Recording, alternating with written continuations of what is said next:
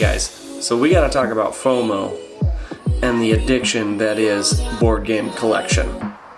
But first, I gotta do the dishes.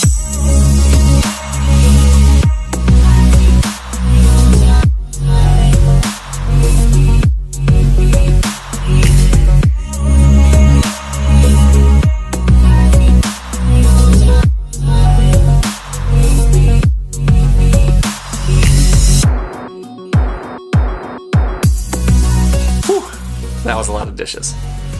Okay, so like many of you, I have a tendency to buy more games than I actually play. And sometimes this can be a problem.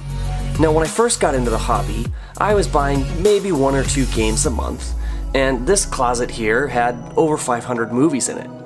But I soon discovered Cool Stuff Inc. and Miniature Market, and things went downhill pretty fast after that, because they'd run these huge sales, and I would spend way too much buying a bunch of games. Next thing I know, I'm boxing up all my movies and giving them a new home here in the garage just so I can make room for more games in my closet. And sure enough, it was like I woke up the next morning and the closet was full again. Now, in my home, we have these bookshelves and these bookshelves. But my wife wants to put books on them. That's right, books. Can you believe that? We just don't have the space in our home for any more shelves, and currently my game collection is overflowing. I just don't have room for any more games, so I had to stop buying them. Now, at first it was tough, and I still check all the daily deals, but now it's very rare for me to actually buy a new game. So why am I telling you this? Well, it's because this has proven to be a really good thing. About a year ago, I would impulse buy games just because they looked kind of cool or they were dirt cheap. But now, because of that, I have games in my collection that aren't very fun or still haven't even been played.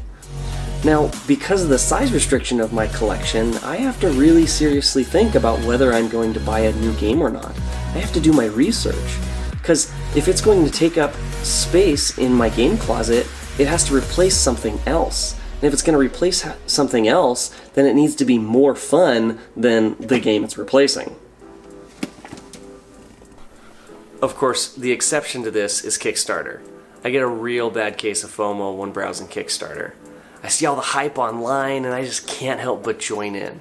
And now, in the next year, I've got a ton of games that are coming, and I don't have room for any of them.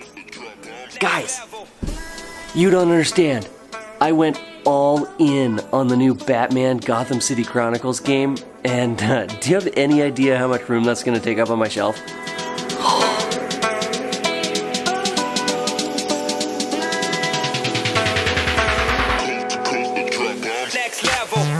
So I still love getting new games, but the rate at which I acquire them has definitely slowed down. Now it's mainly just the big hot Kickstarter games that I can't ignore. So in the end, I think having a limited amount of space has proven to be a really good thing for me. It's helped me save money and definitely avoid some impulse purchases. So here's my suggestion to you. The next time you fill up your game shelf, don't just buy a new shelf. Instead, think about the games that you already have and the ones that you love playing, and maybe the ones that you don't play all that often. Because in the end, what it's going to do is it's going to allow you to really focus on the ones that you do love playing and stop you from being distracted by the games that you think you want. Unless, of course, you're simply a board game collector.